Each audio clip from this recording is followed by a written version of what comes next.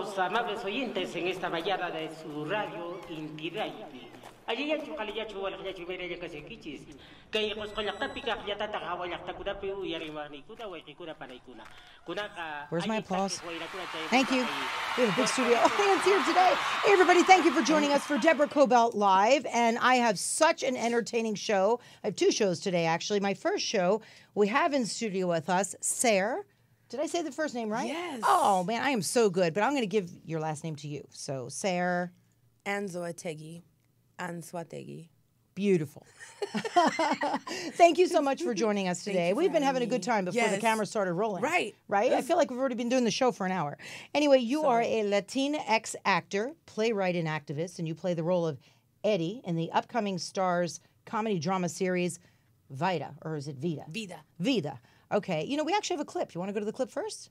Okay, here we go. Your character is a non-binary character, right? No, that's my identity. That's your identity. I'm sorry. I'm going to get this straight. I really will. So tell me a little bit about Eddie. Let's first talk about your character. Okay, great. Okay. Yeah, Eddie's actually a butch lesbian.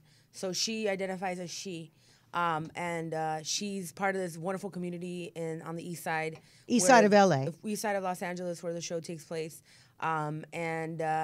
Eddie's this heart, just she is this beautiful heart that's really trying to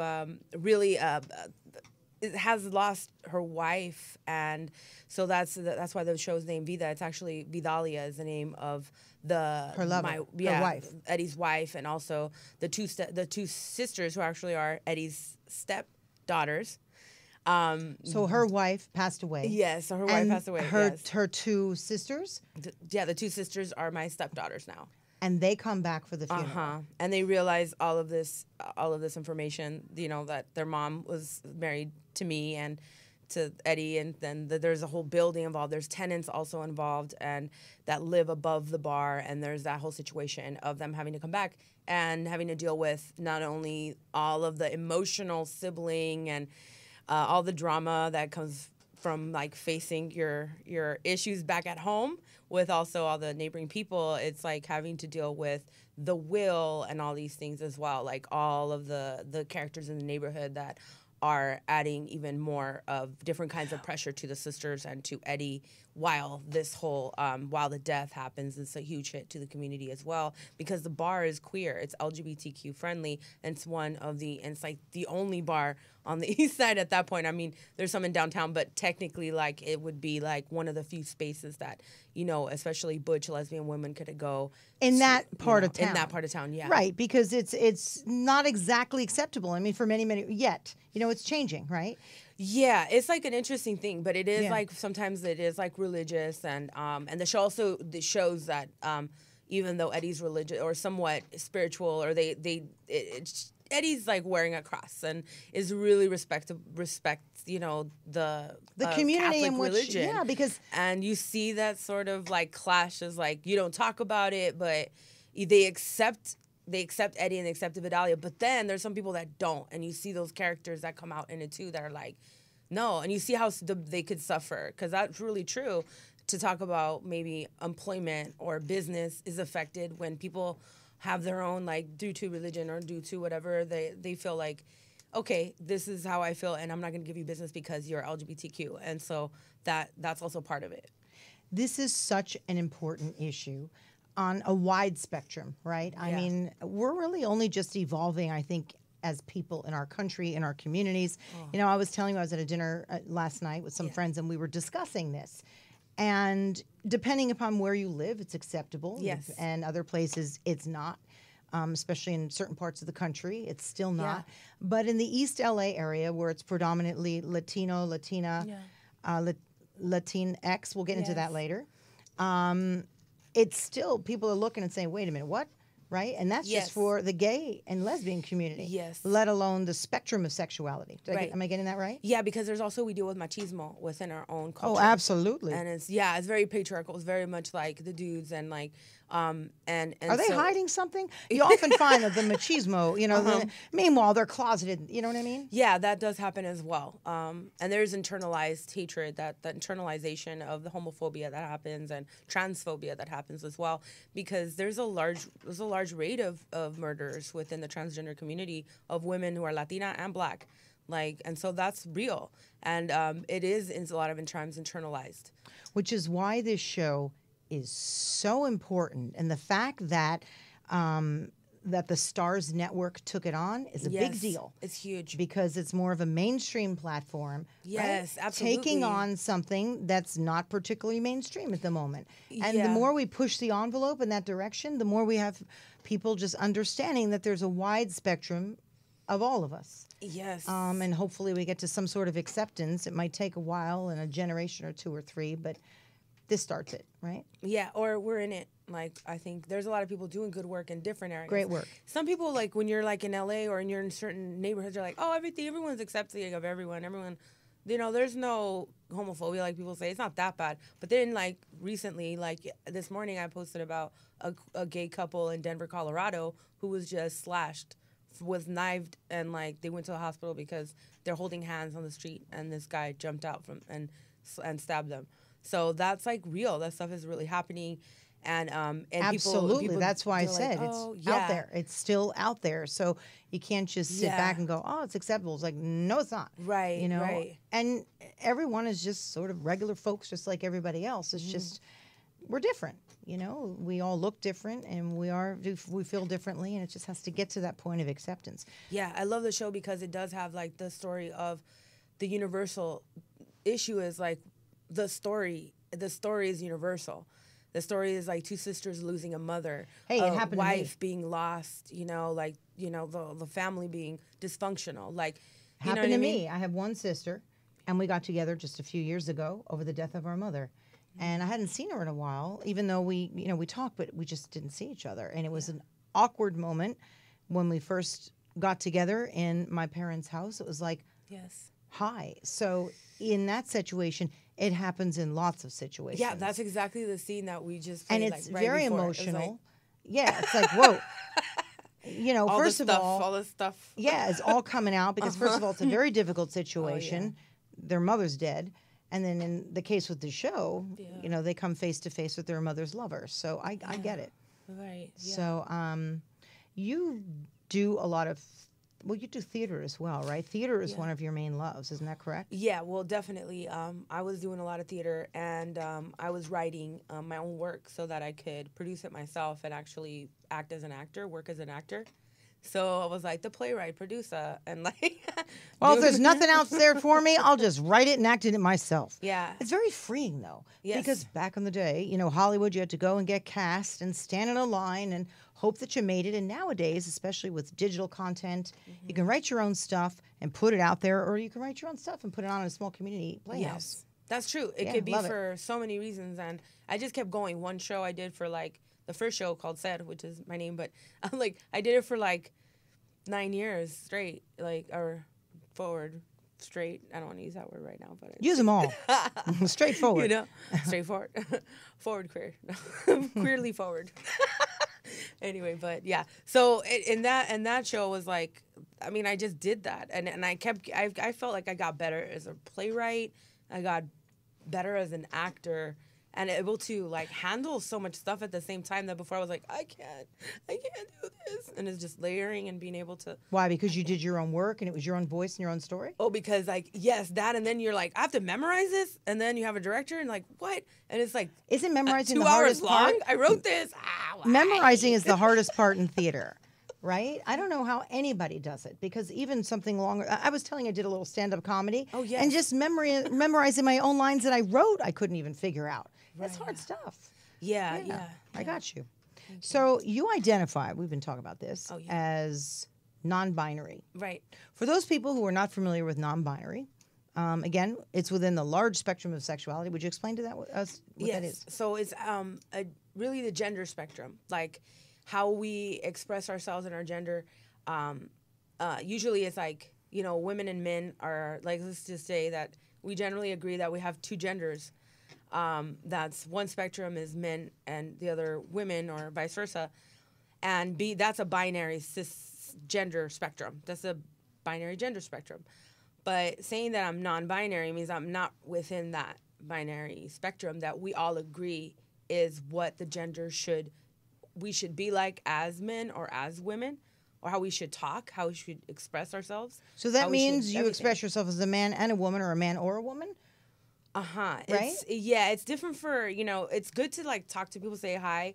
My name is, however you go by, and then say I go by he or by she. How about you? And like that. And then you get to know people. But it's not he or she, right? Within the non-binary community. Yeah, but however they, people identify. Them, and their. Yeah, there's other identities too. Getting this people right. Like Zer, Viver, Vim, like it's other people have other identities that they go by that are gender related, only gender related, which is separate from like sexual identities. I think I'm getting that. So yeah, it's how we express our gender. As you as a woman, how you express yourself, how you feel inside. You're a woman, but then I'm a woman and a straight woman, irritated half the time with the men in my life. So I don't know what that makes me. Yeah. I'm not really sure. Is there a name for that? Well, that's the thing. We can also create our language. I feel like with they, them, it is also like, it's grammatically incorrect. But at the same time, it's also disrupting the language that has been not including other genders, because there's more than two. And that's the whole point, too. Right. But again, you identify as non-binary, which means you just identify as Ser. Yes. Right? Yeah. There is a line even in the Emma character in Vida that's like, I don't have like, it's like, so you're queer. It's like, I'm just me. She says, I'm just me. And for me, like, it's just talking about it, I'm definitely, I feel like my gender is fluid more than Eddie. Eddie's more masculine presenting. I feel like I'm more fluid in my gender expression.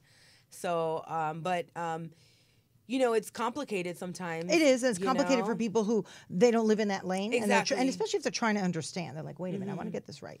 It's sort of it's just a matter of acceptance. And uncomfortable. It's going to feel uncomfortable. That's okay, because we're like really allowing, through our language, allowing to include other people that have not been included, which it is a seed of leading to violence in a way.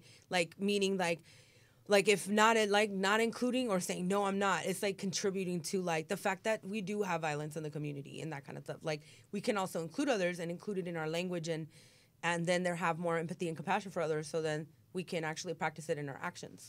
And you are Latinx. Yeah. Got that right. Yeah. So how are you perceived, or do you find that you have some bias in your own community against being a non-binary person? Yeah, I think still within the Latinx community, that there are people that don't really understand, and that they reject the X. They reject like the whole concept. They're like, no, it's for many reasons. And, also that is part of the conversation. That's part of the shift and the things that we're going through, which is shifting. And we're together. We have to like somewhat come together. So there is that.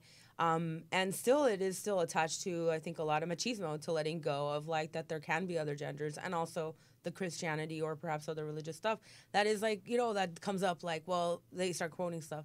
So like, oh, this, that. And so it's a touchy thing because people don't want to talk about it, but it's also like sometimes it's an underlying, I don't talk about things. I don't express myself. I hide. Because then, like, other people could say, like, I hide. And yes, I have, like, in the past and everything. It's hard to come out. It's hard to be finding who you are and then saying, this is who I am. And then if people come at you, then it's about, also how do you process that? How do you deal with it? How do you, because people go, I don't want to deal with this. So then they hide. And then they're miserable. And then there's depression. And then there's suicide and everything else. What do we talk about on the phone? I love the show The Voice. Because it all starts out, you're turned around. You don't know what the person looks like singing that song, right? They're belting out Aretha Franklin, and you turn around, and it's me, little teeny white girl. You know what I mean? Yeah. Or white guy, or a non-binary person. That's right. Which you love because what you heard and what you felt had nothing to do with what the person looked like. And then as soon as you turn around, you could see sometimes they're like, oh, as soon as we see somebody, I do think it's going to take a long time because you're right, with religion and cultural norms, things have gotten boxed into little categories. And if we can try one little person at a time, right? Like me at my little dinner party last night, explaining to people, this is how it is. Doesn't hurt anybody. It doesn't hurt me, you, and just let people be. Yeah. You know, and with shows like Vida, Yeah. Very, very important show. Hopefully, if you like speed up that time and make it happen a little bit more, Yes. like as we're talking. I don't know about that. I mean, look at women. You know, we barely even got the right to vote less than 100 years ago. And today, you know, we're still dealing with people like Harvey Weinstein. It takes a long time. Right. You know, for something to change over. Honestly, I think centuries ago this was more accepted because sexuality was more fluid, right? Particularly in the Roman times, I believe, from what I read. I didn't live then, even though my kids will like to tell me that, but I wasn't alive back then. Right? It was a little more fluid. Yeah, right. And then as religion got involved and society got involved, it got a little more structured. So, do you want to go to another clip of Vida? That would be awesome. Do we have a second one? Thank you. Okay, let's go to that. So, tell me about that clip. Oof. Well, that's really important to me. When I first learned about Tanya Sriracha doing, about to develop this show Vida, all I knew was, I was part of a group called Nella Alliance, and we did a lot of work around displacement. And displacement is caused by gentrification, but in order to talk about it in a way that's really like feasible or like tangible, it's displacement. And so that was the group. Displacement in society? Or? Displacement of people from their homes. I understand. In the Northeast LA, specifically Highland Park. So we were doing that work, and then, we saw the deadline stuff, and all the activists knew that this was happening. So I also knew that as someone that knew this information, that also was like involved in like actively trying to make shifts happen so that we can be more kind and also acknowledge the marginalized communities. Then, I was like, well, I know Tanya is a playwright, and I'm a playwright. And Tanya is? Yeah, Tanya Sriracha is the creator of the show Vida, and she's an amazing playwright and such a brilliant writer, just generally because in this genre of television, she's also proving that she could translate her nuanced style of writing into television world.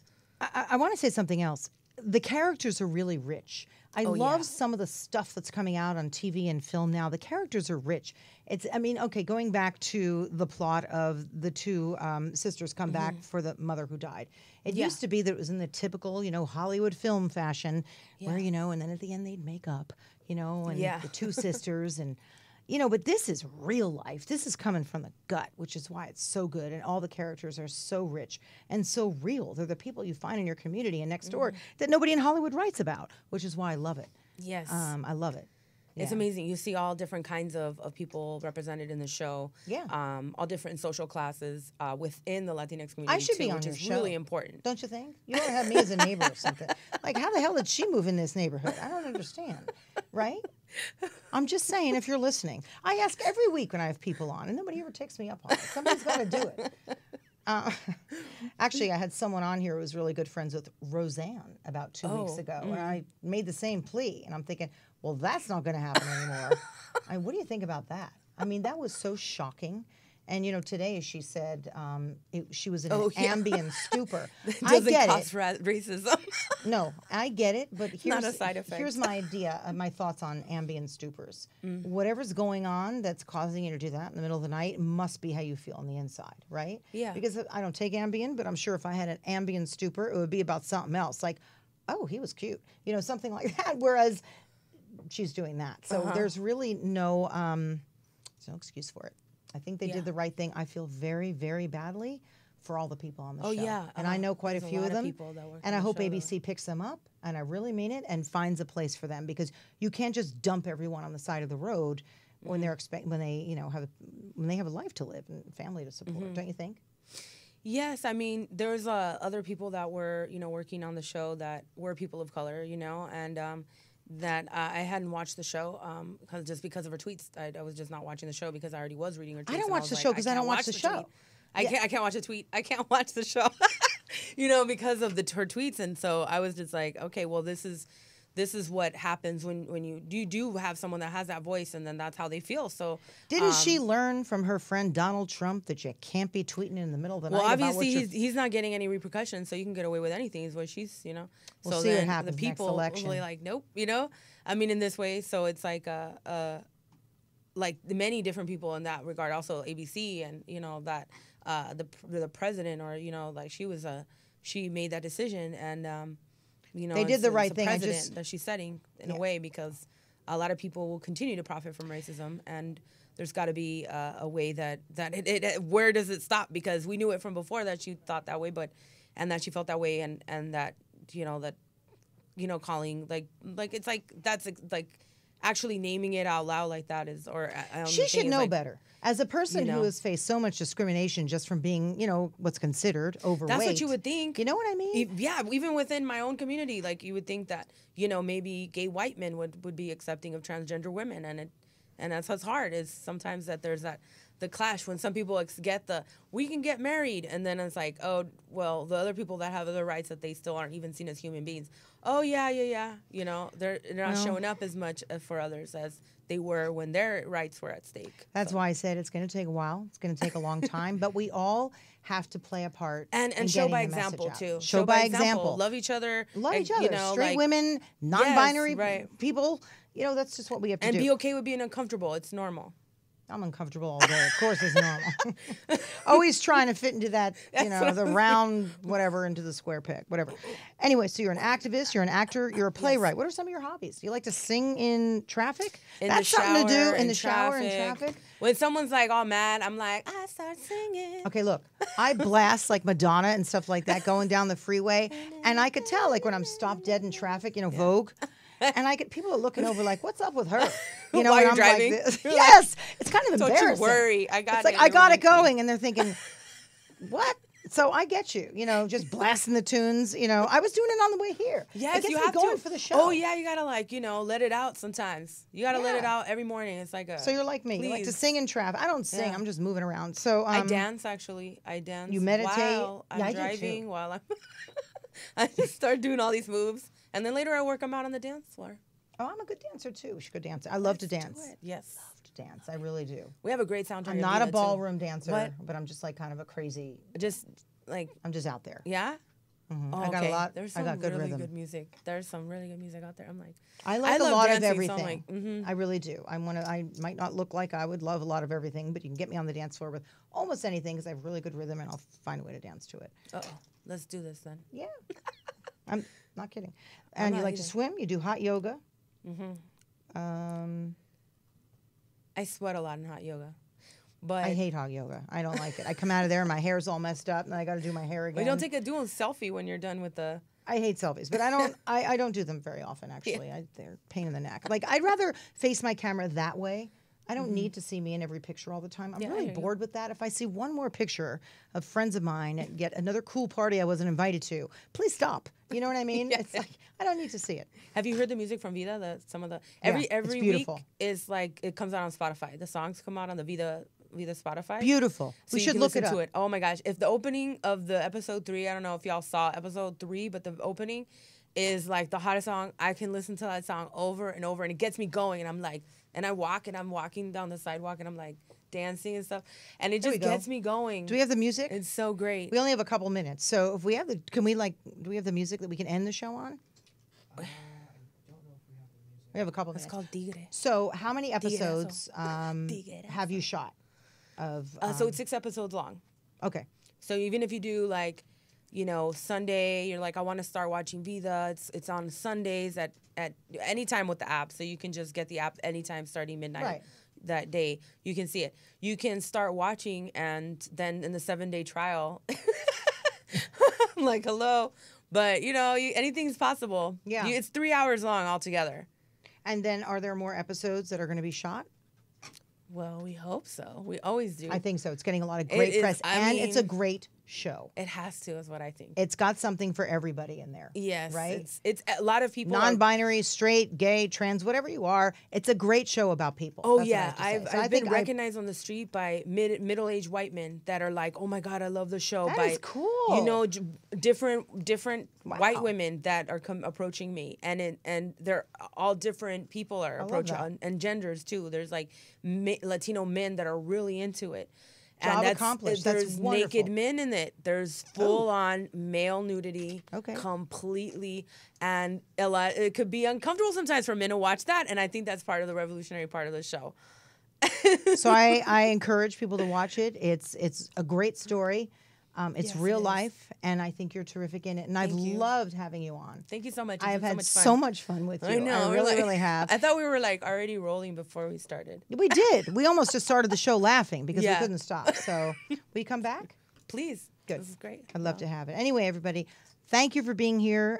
Please tune in to Vida on the Starz Network, and we'll see you next time. Bye.